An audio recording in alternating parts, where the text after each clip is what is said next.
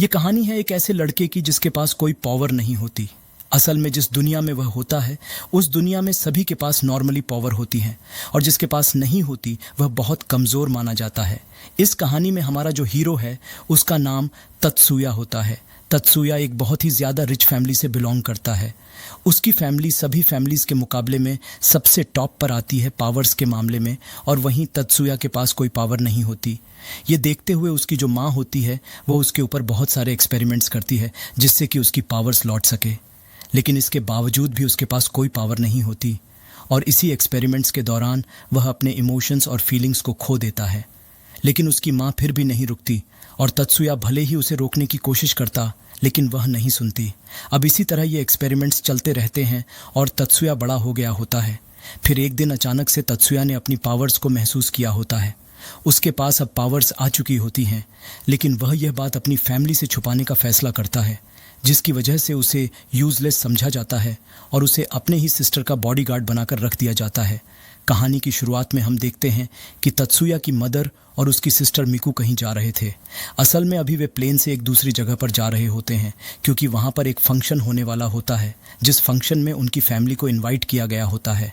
वहाँ पर जाते हुए वे सभी बिजनेस क्लास में ट्रेवल कर रहे थे, लेकिन तत्सुया को लोकल क्लास में बिठा दिया होता है जहाँ पर वह भूखा प्यासा बैठा रहता है। अब वहाँ एयरपोर्ट पर पहुँचने के बाद मिकू अपनी मदर से कह रही होती है, क्या हमें इसे हमेशा अपने साथ लेकर चलना होगा? मुझे यह बहुत बेकार लगता है।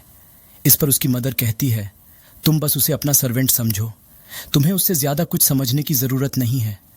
अब जिस होटल में वे रुकने वाले थे वहाँ पर आने के बाद मिकू कह रही होती है, मैं प्लेन में बैठे बैठे काफ़ी थक गई हूँ, इसलिए बाहर घूमने जाना चाहती हूँ। इस पर उसकी मदर हाँ कह देती है, पर इस शर्त के साथ कि तत्सुया को भी अपने साथ लेकर जाना होगा। लेकिन मिकू ऐसा नहीं चाहती थी, लेकिन उसे उनकी बात माननी पड़ती है। अब वह तत्सुया के साथ वहाँ से चली जाती है और हम देखते हैं कि वह सनसेट एंजॉय कर रही थी।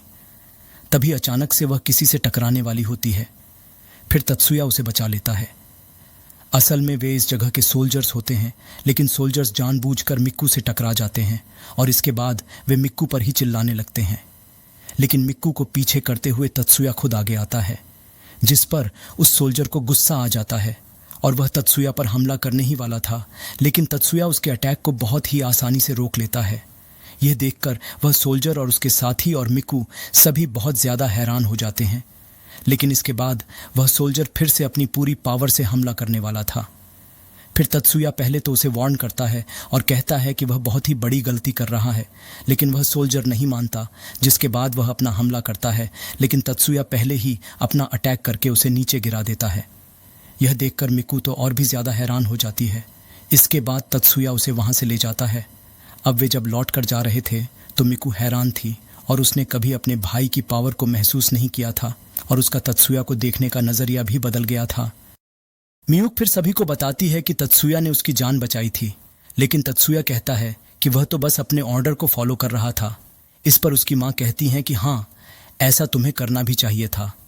उसके बाद हम देखते हैं कि मियूक की माँ की तबीयत थोड़ी ख़राब थी। इस वजह से जो रॉयल पार्टी वहाँ होने वाली थी उसे संभालने के लिए मियूक को जाना था। तभी हनामी, जो उनकी मेड थी, वहाँ आकर मियूक से कहती है कि उसकी माँ की तबीयत ख़राब है और अगर वह वहाँ जा रही है तो उसे तत्सुया को भी वहाँ ले जाना चाहिए। मियूक मान जाती है और जब वे वहाँ से निकलते हैं तो अनामी मन में सोच रही होती कि मियूक और तत्सुया एक दूसरे के साथ अच्छा व्यवहार करें। उसे तत्सुया के लिए थोड़ा बुरा भी लगता है। अब हम पार्टी के दौरान देखते हैं कि मियूक भी वहाँ पहुँच चुकी थी। वह आगे आती है और सभी उसे नोटिस करते हैं, लेकिन तत्सुया को कोई भी नोटिस नहीं कर रहा था। वह अकेला वहाँ एक कोने में खड़ा होता है। जब मियूक आगे जाती है तो उसे अपने दो और दोस्त मिलते हैं और यहाँ पर वह उनसे मिलकर बहुत खुश थी। तभी वे दोनों ही थोड़ी सी बात करके मियूक से तत्सुया के बारे में पूछते हैं और उसके बाद वे दोनों ही वहाँ पर तत्सुया के पास चले जाते हैं। तभी उन दोनों बच्चों के पिता आकर मियूक से कहते हैं कि माफ़ करना, वे नहीं जानते थे कि तुम सुबह फैमिली की अगली सक्सेसर हो। लेकिन इससे मियूक को कोई फ़र्क नहीं पड़ रहा था। जब वह वहाँ पर दूसरी तरफ देखती है कि तत्सुया उन दोनों से ही बात करके खुश था और मुस्कुरा रहा था, यह देखकर मियूक थोड़ा सा जलन महसूस करती है, क्योंकि उसने कभी भी उसके साथ बात करते हुए मुस्कान नहीं की थी। लेकिन फिर वो खुद को समझा लेती है, लेकिन वह फिर से तत्सुया को मुस्कुराते हुए देखती है। और फिर से जलन महसूस करने लगती है। वैसे अब यह पार्टी तो ऐसे ही चलती रहती है। कुछ दिनों के बाद हम देखते हैं कि तत्सुया, उसकी माँ हनामी और सभी एक बोट पर घूमने के लिए आते हैं।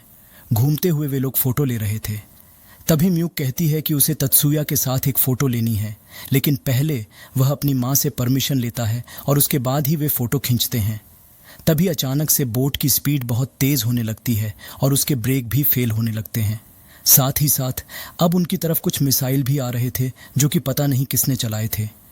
उन्हें देखकर तत्सुया तुरंत ही हाथ आगे करता है और टाइम को स्लो कर देता है, जिसके बाद उसने उन मिसाइल को वहाँ पानी के अंदर ही डिस्ट्रॉय कर दिया था। यह देखकर म्यूक समझ गई थी कि यह तत्सुया की पावर है, लेकिन बहुत ही ज़्यादा हैरान थी कि अपनी पावर को अपने आप ही यूज़ कैसे कर सकता है, क्योंकि इस दुनिया में मैजिक पावर का यूज़ करना इतना आसान भी नहीं था। उसके लिए भी कई गैजेट्स लगते थे और साथ ही साथ बहुत ही ज़्यादा कंट्रोल होना चाहिए। उसके बाद हम देखते हैं कि जब वे घर पर आते हैं तो वहाँ पर आर्मी कमांडर आया हुआ था। वह कह रहा था कि उन्हें इस चीज़ का नहीं पता कि आखिर वह मिसाइल किसने चलाए थे, मगर उसकी पूरी जांच करेंगे। तभी उसकी माँ कहती है कि कोई ज़रूरत नहीं, वैसे भी हमें कुछ नहीं हुआ। जब आर्मी कमांडर जाने के लिए मुड़ते हैं तो उन्हें पता चलता है कि उनके जूनियर्स ने मिकू को परेशान किया था और तात्सुया ने उन्हें हरा दिया था। यह जानकर वह तात्सुया और मिकू से उन सोल्जर्स के लिए माफ़ी मांगते हैं। इसके बाद वह कहते हैं कि अगर वे चाहें तो कैंप में ट्रेनिंग के लिए आ सकते हैं। वे तात्सुया को सुबह परिवार का एक सदस्य मानते हैं, इसलिए उन्हें पता था कि तात्सुया मजबूत होगा। इसी कारण वह उसे ट्रेनिंग के लिए बुला रहे थे। हालांकि तात्सुया ने इसके बारे में कभी सोचा भी नहीं था, लेकिन उसकी माँ कहती हैं कि उसे वहां जाना चाहिए, क्योंकि वैसे भी वह घर पर बैठा रहता है और उसे कुछ आता भी नहीं है, तो इससे वह थोड़ा फाइट करना भी सीख लेगा। तब मिकू कहती है कि उसे भी तात्सुया के साथ जाना है। वह कहती है कि वह अभी कमज़ोर है और जब तात्सुया उसके पास नहीं होगा तो वह खुद को प्रोटेक्ट करेगी, स्ट्रांग बनकर। यह सब उसका बहाना था, लेकिन उसकी माँ हाँ कर देती हैं। अगले सीन में हम देखते हैं कि वे उस जगह पर पहुंच चुके थे जहां बाकी सभी सोल्जर्स की ट्रेनिंग चल रही थी। ये दोनों अभी वहां खड़े होकर उन्हें देख ही रहे थे। तभी आर्मी कमांडर कहते हैं, क्या तुम भी इनके साथ ट्रेनिंग करना चाहते हो? तात्सुया पहले तो मिकू की तरफ देखता है, लेकिन वह कुछ रिएक्ट नहीं करती। इस वजह से तात्सुया हाँ कर देता है। अब फाइट के दौरान हम देखते हैं कि जो सोल्जर तात्सुया से लड़ने के लिए आया था वह सच में एक स्ट्रांग सोल्जर है, लेकिन तात्सुया उसके हर एक अटैक से बचते हुए धीरे से उसके पेट पर मारता है, जिससे वह सोल्जर वहीं नीचे गिर जाता है और हार जाता है। अब वहां पर दूसरे वाले को बुलाया जाता है। उसके अटैक बहुत ही ज़्यादा फास्ट हैं, लेकिन तात्सुया अच्छे से उन्हें डॉज कर रहा होता है। फिर उसके बाद हम देखते हैं कि तात्सुया जब अटैक करता है तो सामने वाला सोल्जर उसके अटैक को रोक लेता है, क्योंकि तात्सुया अपनी पूरी पावर से हमला नहीं कर रहा था। अब जब सामने वाला सोल्जर तात्सुया पर हमला करने ही वाला था कि तात्सुया उसका हाथ पकड़कर उसे नीचे गिरा देता है और इसी के साथ वह हार चुका था। दूसरी तरफ हम देखते हैं कि मिकू भी अपने भाई को लड़ते हुए देखकर काफ़ी हैरान थी, मगर तभी वह दूसरा सोल्जर जो कि तात्सुया को पहले मिला था वहाँ पर तात्सुया को फिर से चैलेंज करता है। वह उस दिन का बदला लेना चाहता है जिस दिन तात्सुया ने उसे मारा था। अब फाइट शुरू होने वाली थी, लेकिन मिकू अभी चिंता कर रही थी। फिर तात्सुया कहता है कि उसे चिंता करने की कोई ज़रूरत नहीं है। अब फाइट शुरू होती है और वह सोल्जर शुरुआत से ही अपनी मैजिक पावर का इस्तेमाल कर रहा था। यह देखकर मिकू कहती है कि यह तो चीटिंग है, लेकिन आर्मी कमांडर कहते हैं कि यह चीटिंग नहीं है। रियल वर्ल्ड में उनकी मुलाकात किसी मैजिशियन से भी हो सकती है जो कि मैजिक यूज़ करना जानता हो, और उससे लड़ते वक्त वह ये नहीं कह सकता कि यह तो चीटिंग है। अब तात्सुया पहले उस सोल्जर के मूवमेंट को देखता है और उसे डॉज करता है। फिर उसके बाद वह अपना हाथ आगे करता है और अपनी पावर को सही मात्रा में यूज़ करता है। उसने ज़्यादा पावर का इस्तेमाल नहीं किया था, लेकिन उसने टाइम को स्लो कर दिया था और सामने वाले सोल्जर की पावर को ब्लॉक कर दिया था, जिससे उसकी स्पीड बहुत कम हो गई।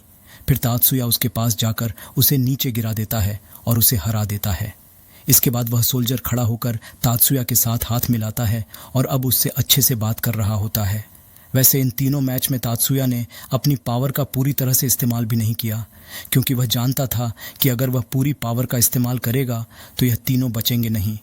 वैसे यहाँ पर वह सोल्जर अपना नाम डैनी बताता है और अब वह तात्सुया का दोस्त भी बन चुका था। उसके बाद हम देखते हैं कि तात्सुया और मायुक दोनों ही घर वापस आ गए थे।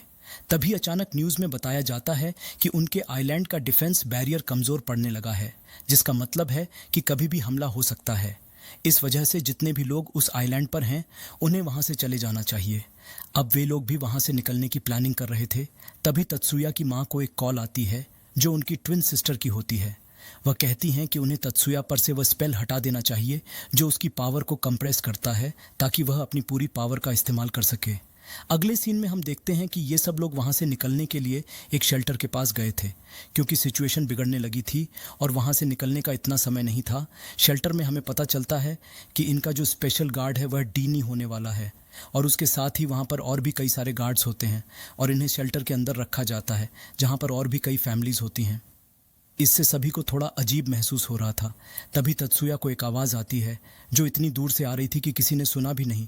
फिर तत्सुया अपने हाथ को ज़मीन पर लगाकर महसूस करता है कि असल में इस जगह पर मैजिक यूज़ किया गया है जो उनकी पावर को अब्जॉर्ब कर रहा है। इसी वजह से वह अपनी पावर का पूरी तरह से इस्तेमाल नहीं कर पा रहा था।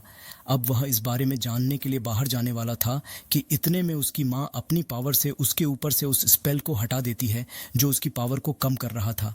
इसके बाद अब वह बाहर आकर देखता है कि बाहर की सिचुएशन थोड़ी ख़राब थी।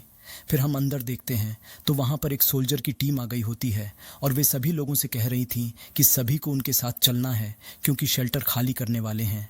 लेकिन इस पर तत्सुया की माँ कहती है कि अभी वह बाकी सभी को ले जाए, उन्हें सबसे आखिर में ले जाए क्योंकि तत्सुया अभी बाहर गया है। इस पर हानामी शॉक थी और वह पूछती है कि क्या उन्हें तत्सुया की चिंता हो रही है, लेकिन इस पर वह कहती है कि नहीं, उन्हें सोल्जर पर भरोसा नहीं है। फिर हम देखते हैं कि यह बात सही थी क्योंकि अब वे सोल्जर्स सच में इन लोगों के ऊपर गन तान देते हैं। लेकिन उन्हें बचाते हुए हानामी सामने आ जाती है और एक बैरियर क्रिएट कर लेती है। दूसरी तरफ डिनाई भी वहां पर आ जाता है और वह उन सोल्जर्स को इस तरह बिहेव करते हुए देखकर काफ़ी हैरान होता है। वह उन्हें समझाता है पर वे कहते हैं कि उन्हें कभी इतनी इज्जत नहीं मिली जिसके वे हकदार थे। तभी डिनाई उन्हें समझा रहा था कि देखो, तुम्हें ऐसा करने की ज़रूरत नहीं है, यह बहुत ही बड़ी गलती हो सकती है और आखिर में तुम्हें कुछ हासिल नहीं होगा। अब वे मान गए थे और उन्होंने अपनी गन नीचे कर ली थी, लेकिन इतने में हानामी अपनी पावर से एक सोल्जर को मार देती है। ये देखते हुए वे सोल्जर गुस्से में आ जाते हैं और गन तान कर उन सबको मार देते हैं। तभी वहाँ पर एक पोर्टल खुलता है जिसके ज़रिए तत्सुया वहाँ पर आ गया था। उसने वहाँ पर आते ही उन सभी सोल्जर्स को एक एक करके ख़त्म करना शुरू कर दिया था। इसके बाद हम देखते हैं कि मिकू वहाँ पर नीचे पड़ी हुई थी और वह अब भी पूरी तरह से मरी नहीं थी। इस वजह से तत्सुया वहाँ आगे आता है और उसके चेस्ट पर हाथ रखते हुए अपनी मैजिक पावर से उसे हील करने लगता है। यहाँ पर हम मिकू के माइंड के अंदर देखते हैं जहाँ वह तत्सुया की आवाज़ सुन पा रही थी, मगर वह सोच रही थी कि वह उसे आखिर बचा क्यों रहा है, जबकि उसने जो कुछ भी किया उसके साथ तो तत्सुया को उसे माफ़ नहीं करना चाहिए। उसे भी इस चीज़ का बुरा लग रहा था और वह सोचती है कि उसे मर ही जाना चाहिए। तभी अचानक से उसकी आंखें रियल वर्ल्ड में खुलती हैं और वह देखकर हैरान थी कि अब वह जिंदा है। वह सोच रही थी कि क्या सच में तत्सुया किसी को भी जिंदा कर सकता है। ये पावर बहुत ही ज़्यादा बड़ी पावर है। तब हम देखते हैं कि वहाँ पर उनकी माँ पूरी तरह से मर चुकी थी, उनके सांस भी रुक गई थी। लेकिन इसके बाद तत्सुया अपनी पूरी एनर्जी का उपयोग करते हुए उन्हें भी वापस से जिंदा कर देता है। साथ ही यहाँ पर हानामी भी फिर से जिंदा हो गई थी। यह देखकर मिकू और भी ज़्यादा हैरान थी। साथ ही साथ यहाँ पर हानामी भी शॉक थी क्योंकि उसे इस बारे में नहीं पता था कि इस धरती पर कोई ऐसी भी हीलिंग पावर है जो मरे हुए को जिंदा कर सके। तभी हम देखते हैं कि वहाँ पर आर्मी कमांडर आ जाता है और इस सब के लिए उनसे माफ़ी मांगता है। वे लोग उसे माफ़ कर देते हैं, लेकिन तत्सुया कहता है कि उसे आर्मी का सूट और टैंक चाहिए क्योंकि वह जानता था कि यह अटैक कहाँ पर हो रहा है। इस वजह से उसे आर्मी की मदद करनी थी। यह सुनकर आर्मी कमांडर हैरान थे, लेकिन वे इसके लिए मान जाते हैं। वे कहते हैं कि अगर कोई भी सरेंडर करना चाहे तो तुम्हें उसे छोड़ना होगा। इस पर तत्सुया कहता है कि वह ऐसा बिल्कुल नहीं करने वाला क्योंकि उन लोगों ने बहुत ही बड़ी गलती की है। बाद में जब तत्सुया जाने वाला था तभी वहाँ पर मिकू आकर उससे कहती है कि वह क्यों जा रहा है, वहाँ पर बहुत खतरा होने वाला है। लेकिन इस पर तत्सुया कहता है कि जिन लोगों ने उसकी सिस्टर को चोट पहुंचाई वह उन्हें नहीं छोड़ेगा। साथ ही वह कहता है कि इस पूरे वर्ल्ड में उसके लिए उसकी छोटी बहन से ज़्यादा और कोई ख़ास नहीं। अगर कोई उसे चोट पहुंचाने की कोशिश करेगा तो इसके लिए वह पूरे प्लैनेट को भी डिस्ट्रॉय कर सकता है। और इतना कहते हुए वहाँ से चला जाता है।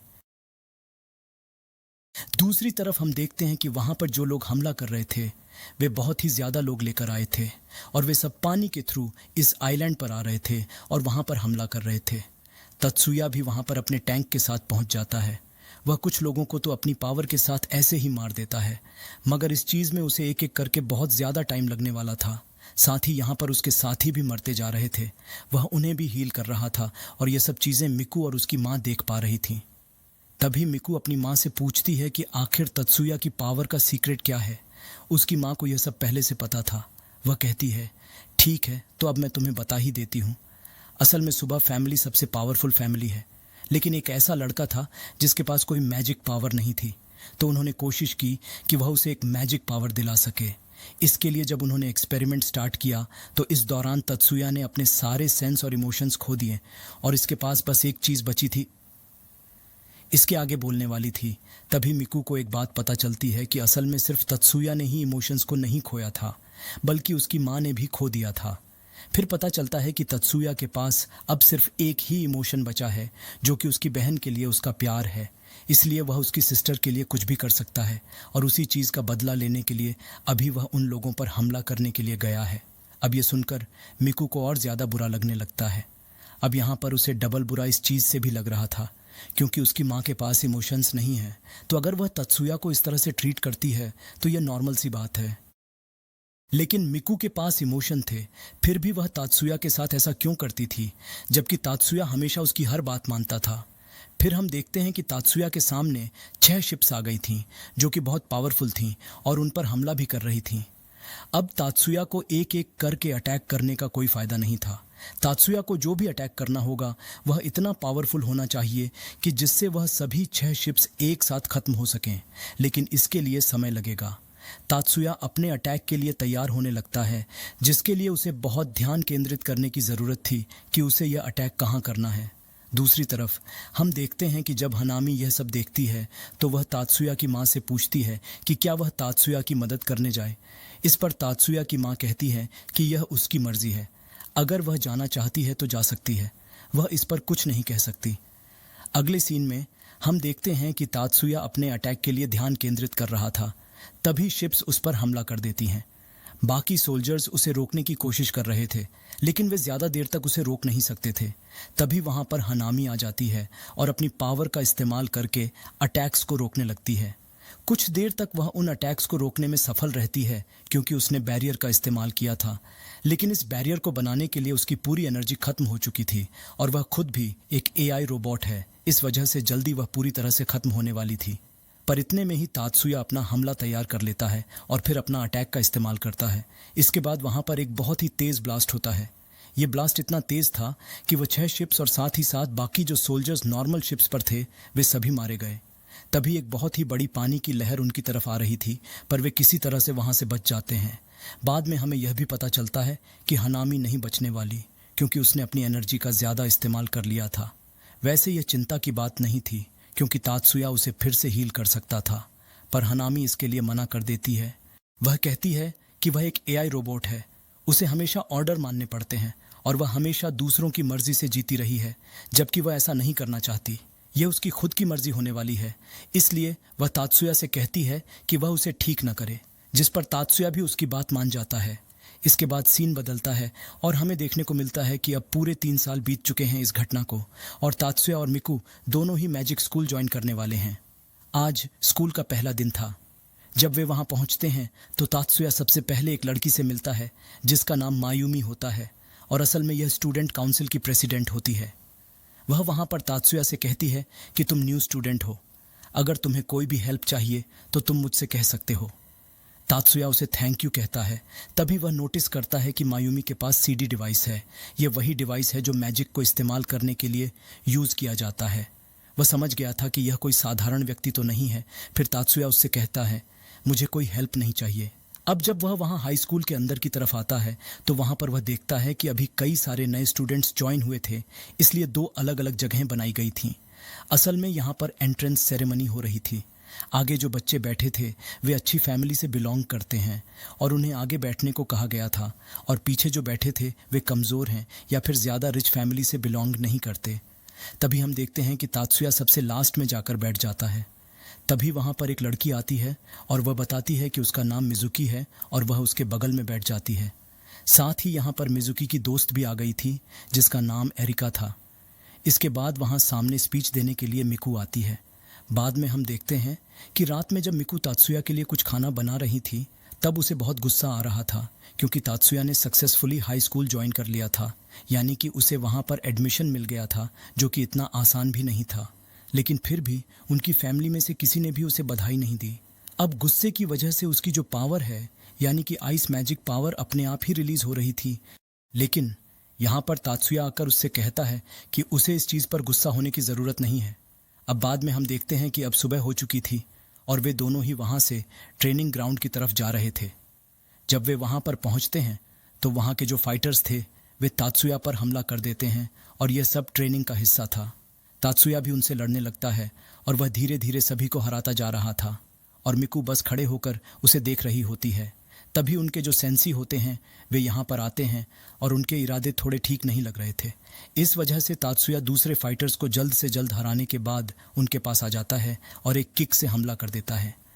तात्सुया की किक बहुत ही ज़्यादा ताकतवर थी, लेकिन उनके सेंसी उसे रोक लेते हैं और यहाँ पर वो थोड़ा सीरियस होकर लड़ाई करने लगता है।